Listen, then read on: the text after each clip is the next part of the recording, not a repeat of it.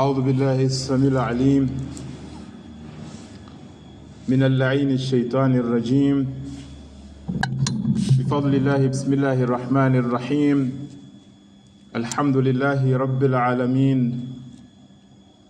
الحمد لله الذي هدانا لهذا وما كنا لنهتدي لولا أن هدانا الله. لقد جاءت رسل ربنا بالحق، والصلاة والسلام على سيدنا ونبينا وحبيب قلوبنا والشفيع ذنوبنا المبعوث رحمة للعالمين أبي القاسم المصطفى محمد صلى الله عليه وعلى أهل بيته الطيبين الطاهرين الذين أذهب الله عنهم الرجس وطهرهم تطهيرا.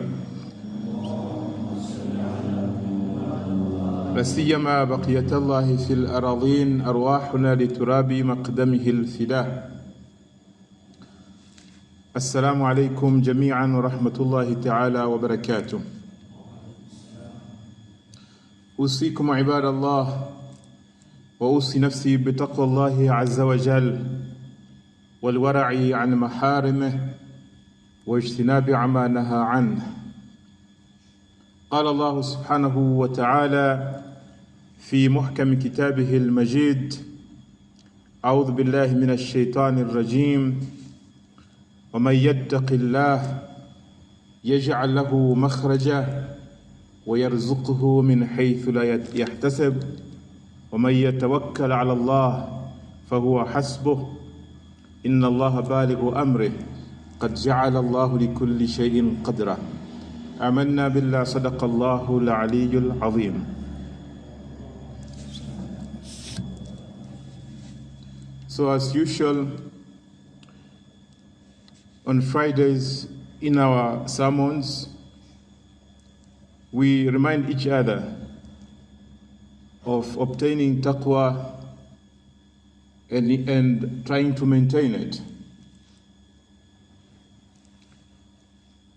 This is an important part of the Friday sermon.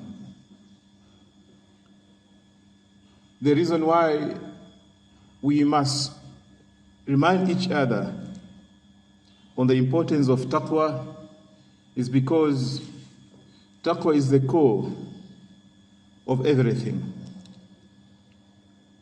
Taqwa is the main goal of our existence. What does taqwa mean? It means to have a firm faith in Allah subhanahu wa ta'ala, to be connected with Allah in everything that you do, to be careful of how you carry out yourself, to be cautious of everything that you do and engage in life,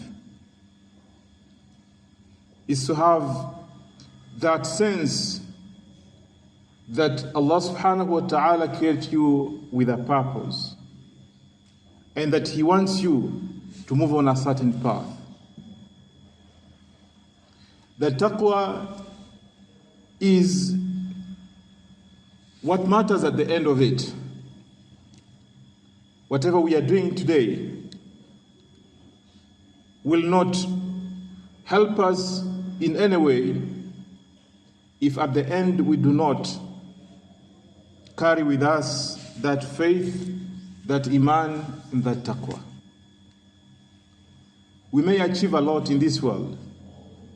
We may be very successful in many activities, in earning a living,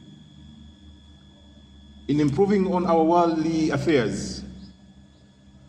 We might be successful in our studies and many things. But if at the end we do not have taqwa, we are losers. If at the end we do not have that proper faith, we are losers, because it defeats the purpose of this existence, of this life. If a person works so hard to achieve something in this world in this short period of existence, in about 50 or 60 or 70 or 80 or even 100 years, then at the end dies and everything goes and he disappears from this world. What will be the reason for all the struggles, for all the hardships that he goes through in earning all these things? This is why we always need to remember that we do not exist for any other purpose other than attaining a certain level of purity in our hearts, elevating our status to that point which our Creator wanted, so that we can be able to live an eternal life that follows this world. Indeed, Islam emphasizes a lot on us thinking about the life after this world. And that if a person puts more effort in attaining his hereafter, even his world will be successful, even his world will be safe. If you only pay attention to this world, you will not achieve the whole of it, and you will be a loser of the hereafter. Faith in Allah subhanahu wa ta'ala should be our focus, should be our central point in everything that we do. We need to search for Allah subhanahu wa ta'ala in every activity. Where is Allah in this? Where is Allah in that? And when everything revolves around Allah subhanahu wa ta'ala, and when we seek to attain the pleasure of Allah subhanahu wa ta'ala, we find that things even make sense and all our efforts become meaningful, and at the end of it, we will feel the true success. If we strive to achieve the pleasure and the acceptance of Allah subhanahu wa ta'ala. And it's for this reason, since I'm speaking to you, you being students seeking knowledge, it's important that you put in your focus how you can connect yourselves with your Creator, with Allah subhanahu wa ta'ala, so that your learning activities become more meaningful and you are more motivated to even study harder, because you have a greater objective to attain in your studies. Why is it that you are here? Why is it that you have to follow a certain routine and you have to put so much effort in your studies? What is it that you are looking for? How is it going to impact on yourself? What is it for at the end of the day? Is it that you do all this so that at the end of the day you get an employment, you earn a living, you get a house? Is this something that is worthy working for? Then what follows that? And you look around and see that there are people who achieve all these kind of things without going into school, without earning degrees and certificates and all that. But they get them. An athlete who is very successful may earn thousands of millions in a very short span of life and becomes rich and wealthy. But how is that going to change his true existence? Is it going to make him a different person, a different human being? What matters most is what kind of human being you are. What is your true value? Now, when you look into the teachings of Islam, you understand that the true value is not measured by the material gains in this world. The true value of a human being is his spirit, his spiritual status, his connection with the true goal of existence. That makes him different from others, from other things that exist in this world.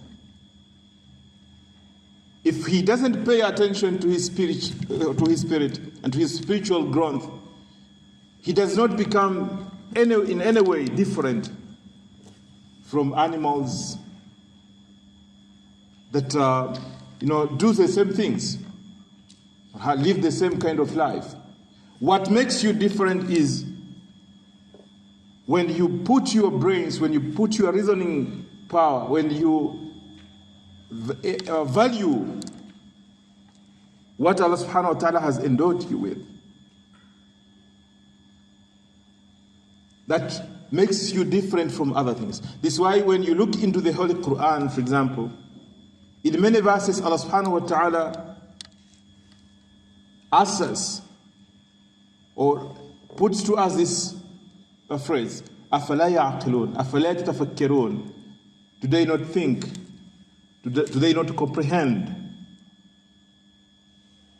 that thinking and reasoning makes a human being different from other creatures? Because animals in the wilderness, they do not think, they move with their instincts. So they eat, they do everything else that we do. But what makes you different is that you can be able to reason and you can be able to think. This is it that we need to remind each other that we are on a certain path, that we need to work on our own spiritual development, that we need to seek the closeness of Allah subhanahu wa ta'ala.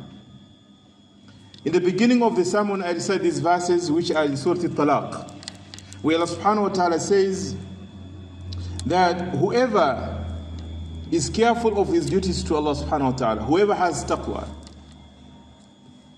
وَمَن يَتَّقِ اللَّهَ يَجْعَلْ لَهُ مَخْرَجًا. The benefit of taqwa, the benefit of self-restraint, of having the ability to control yourself, of trying to stay straight and firm on the path of the truth, is that Allah subhanahu wa ta'ala supports you. That Allah subhanahu wa ta'ala creates for you solutions. يَجْعَلْ لَهُ مَخْرَجًا. At a certain time, when a person is so stuck and he doesn't find any opening for his issues, when he has faith in Allah subhanahu wa ta'ala, when he relies on Allah subhanahu wa ta'ala, Allah opens the ways. يَجْعَلْ لَهُ مَخْرَجًا. He will create for him a solution. And this is one important effect of having faith in having taqwa in your lives. And as a student, you will face obstacles and you will have hardships. You will have challenges. And sometimes things may not be moving in the right direction and you might find yourself stuck, not finding a way out. But relying on Allah subhanahu wa ta'ala becomes the most important tool, believing that Allah subhanahu wa ta'ala will open for you and will create for you a solution. وَمَن يَتَّقِ اللَّهَ يَجْعَلْ لَهُ مَخْرَجًا وَيَرْزُقْهُ مِنْ حَيْثُ لَا يَحْتَسِبُ. And He will sustain you from sources that you never thought about. And sometimes we are given things that we never planned for. It is Allah subhanahu wa ta'ala. Rizq, sustenance, doesn't mean just food or drink or livelihood. Rizq is everything that Allah subhanahu wa ta'ala may provide you with. Rizq could be in terms of good health. Rizq could be in terms of tawfiq, when you are successful in your endeavors and you are able to achieve your goals. Rizq could be in terms of safety and security. Rizq could be the good relationship that you have with others, the friends around you who are helpful, the knowledge that you gain, the understanding that you will earn from many things. Rizq doesn't mean just money. So Allah subhanahu wa ta'ala says that if you are careful about your duty to Allah, if you are careful about the relationship you have with Allah subhanahu wa ta'ala, then Allah subhanahu wa ta'ala creates for you solutions, opens for you the ways, and provides you with means that you never thought about, you never planned for. وَيَرْزُقْهُ مِنْ حَيْثُ لَا يَحْتَسِبُ. So suddenly things start opening up. And this is why if you rely on Allah subhanahu wa ta'ala and you have faith in Him, you cannot think of failing. You cannot find yourself in such a situation that you do not have any way out, because this is Allah subhanahu wa ta'ala. وَمَن يَتَوَكَّلْ عَلَى اللَّهِ فَهُوَ حَسْبُهُ. If you fully rely on Allah subhanahu wa ta'ala, believing that He will suffice you, believing that He is going to help you, then He is sufficient for you. He's enough cause for everything, because everything is in His hands. Everything turns to Allah subhanahu wa ta'ala. There's no any other cause other than Allah subhanahu wa ta'ala. So in your struggle as students, as you are learning, when you are in such a situation that you find it very difficult, even with your understanding of certain subjects, now sometimes you find that it's very difficult for you to understand certain things in whatever you're doing. If you turn back to Allah subhanahu wa ta'ala and ask for assistance, for help, that I'm finding difficult, I cannot understand, apart from your own efforts and the help of the teachers, Allah subhanahu wa ta'ala will inspire you with that knowledge, with that understanding that you never expected. And this is why I will urge you that in your learning, in your activities, put Allah subhanahu wa ta'ala in front. Serve with Allah subhanahu wa ta'ala. Rely on Allah. And you see the difference in whatever you are doing. You cannot just depend on yourself and think that you are capable of doing it on your own. In fact, it is Shaitan who may put that idea in your mind to think that you have the power, you have the ability, you have what it needs to be done, you can do it yourself. This is the thinking of Shaitan. Even if you find yourself sometimes with very good understanding, you may think that you are clever. Don't cheat yourself. Don't believe in your own ability. Don't believe that you have what it takes to be successful. You need Allah subhanahu wa ta'ala. And therefore, a wise person is the one who recognizes the fact that he is faqir, he is in need, and that he needs Allah subhanahu wa ta'ala.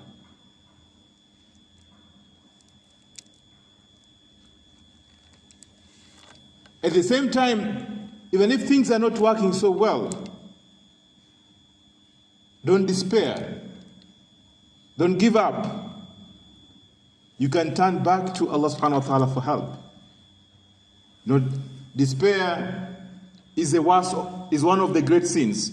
To give up from the mercy of Allah subhanahu wa ta'ala is one of the great sins. Now maybe, for example, you are left with few days to the exams. That is, For example, if you take an example of those who are going to sit for the KCSE, they count few days to the exams. You look at the workload, is too enormous, is too much. You do not find in yourself the ability to grasp everything. Now, some in this kind of situation, what will they do? Throw away everything, throw away the books, forget about studying, and just let it go. I can't do anything. Okay? Because everything is like it is sealed. Ni majaliwa. Sikuweza kusoma basi, imeisha hivyo.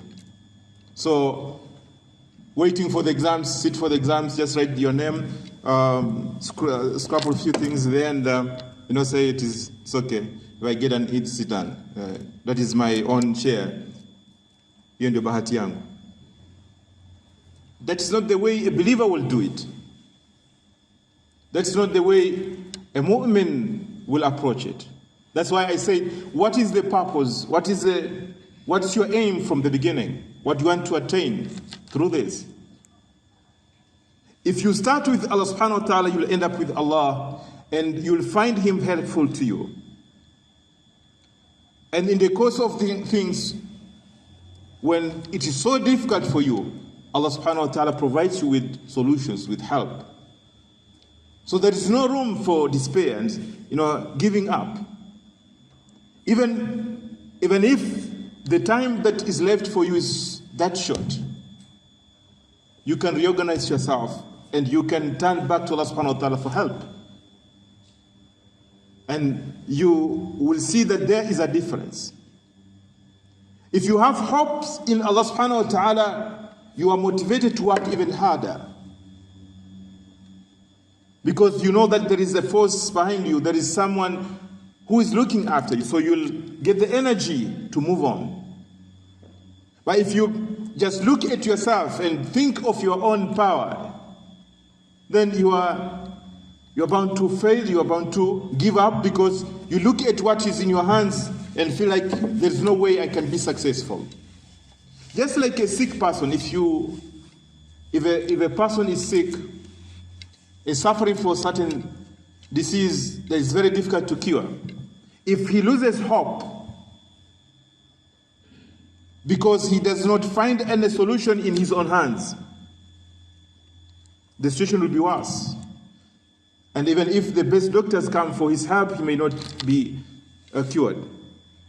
But if he has that hope in Allah subhanahu wa ta'ala, and that there is a way Allah can heal him without even depending on those medicines, then it may work for him. There's a chance for him to be cured. So, these two verses in Surah Al-Talaq, in the beginning of Surah Al-Talaq, are so important for all of us, in all situations, that we should rely on Allah subhanahu wa ta'ala. وَمَن يَتَّقِ اللَّهَ يَجْعَلْ لَهُ مَخْرَجًا وَيَرْزُقْهُ مِنْ حَيْثُ لَا يَحْتَسِبُ. If you remember Allah subhanahu wa ta'ala, and if you are careful about Allah subhanahu wa ta'ala in all situations, and if you turn to Him, He'll create for you solutions. He'll create them for you. وَيَرْزُقْهُ مِنْ حَيْثُ لَا يَحْتَسِبُ, and He will sustain you from sources that you do not expect. وَمَن يَتَوَكَّلْ عَلَى اللَّهِ. So if you rely and depend on Allah subhanahu wa ta'ala alone,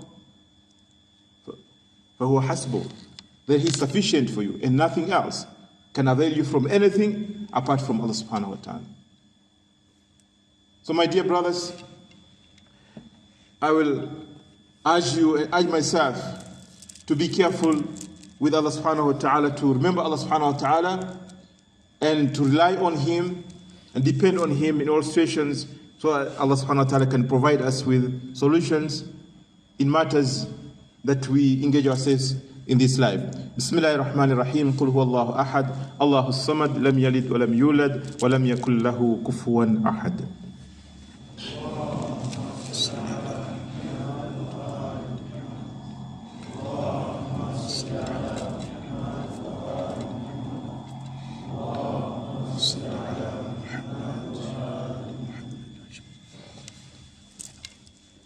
أعوذ بالله السميع العليم من اللعين الشيطان الرجيم بفضل الله بسم الله الرحمن الرحيم الحمد لله رب العالمين وصلى الله على سيدنا ونبينا محمد وآله الطاهرين.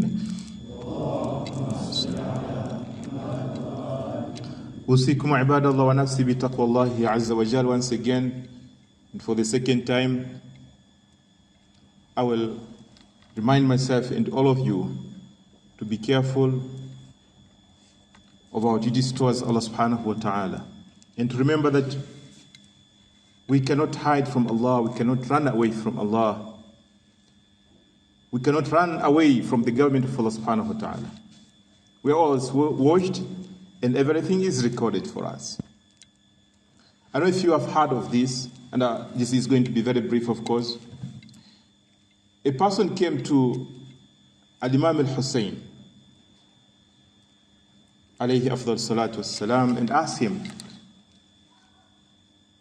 Before asking him, he told him, I'm a person who has no patience from refraining from sins. He was open and frank with the Imam. Says, I can't find it in myself that I can refrain from sins. All the time I will be sinning. Okay? So advise me. With that advice, maybe it can be helpful. So what do I do in this situation? I know this is a sin and I can't refrain from it. So Imam Hussein alayhi salam told him this. And in extension, we have told also that the first thing that you can do if you want to continue with sins are different types, okay? Depending on your own situation. It could be sinning with your eyes, with your tongue, with your ears, listening to what is haram, with your hand doing certain things that are not right, walking to wrong places, engaging in whatever is haram. There are things that are prohibited. So if you want to indulge in sins, do any kind of sins, the first thing that you need to do is find a kingdom that does not belong to Allah subhanahu wa ta'ala. Move away from the kingdom of Allah, be in a different kingdom. As is, ukhruj min wilayatillah. So you are not under the command of Allah. If you can find a place that does not belong to Allah subhanahu wa ta'ala, then go. And where can you go other than the kingdom of Allah subhanahu wa ta'ala? Can you find a government that is not under Allah? Can you find a place that does not belong to Allah? This is not possible. So he told him, then try to find a place where you can hide from Allah. If you can find somewhere where you can hide from Allah subhanahu wa ta'ala, go there and hide yourself. Are we together? Okay, so if you are thinking of sinning and disobeying Allah, try to hide from Him. Is that possible? Can you hide from Allah? Can you be in a place where Allah cannot see you? And Allah says, وَنَحْنُ أَقْرَبُ إِلَيْهِ مِنْ حَبْلِ الْوَرِيدِ. That we are so closer to Him. بَلْ يَحُولُ Allah subhanahu wa ta'ala يَحُولُ بَيْنَ الْمَرْءِ وَقَلْبِهِ. Allah subhanahu wa ta'ala can come in between yourself. You are always in the presence of Allah subhanahu wa ta'ala. You cannot cheat yourself that you can hide in darkness, in a room somewhere and do certain things, in a toilet. You can hide from the human beings. Okay? You can go to some place, smoke, and come out, right? Or you can steal something in darkness and come back and pretend that you are very innocent. From the people it's possible, but is it possible from Allah subhanahu wa ta'ala? You should know that Allah is watching on you. Okay, this is not also possible then. What should I do? Next thing is find sustenance that is not from Allah. Don't eat from what Allah subhanahu wa ta'ala provides you. Leave out the rizq of Allah subhanahu wa ta'ala and eat from some other sources. Get sustenance from other sources.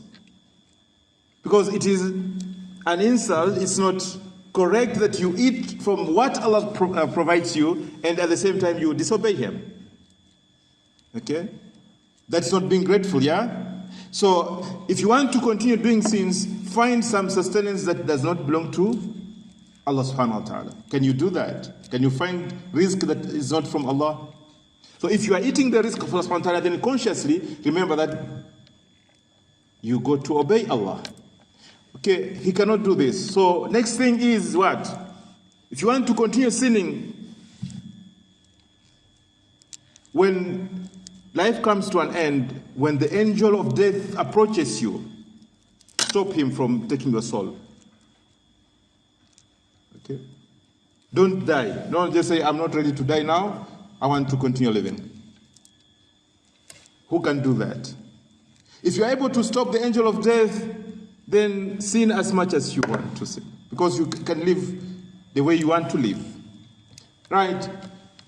This is not also possible, and the angel of death will take your soul anyway. So think of the other thing. Are you able to stop the angel that is in charge of the hell to take you into hellfire? When it comes the day of judgment and now you are driven towards the hell. Imam Hussein alayhi salam tells him, then tell the angel that is a guardian of the hell, Malik, tell him, no, I'm not ready to go into hell. Please, I want to stay safe. Are you able to do that? If you are able to do that, then you can sin as much as you want. These are questions that you need to ask yourselves. All of us, we are in the government of Allah subhanahu wa ta'ala, in the hukuma of Allah subhanahu wa ta'ala. As we say in Dua Kumail, وَلَا يُمْكِنُ الْفِرَارُ مِنْ حُكُومَتِكَ. Cannot run away from the government of Allah subhanahu wa ta'ala.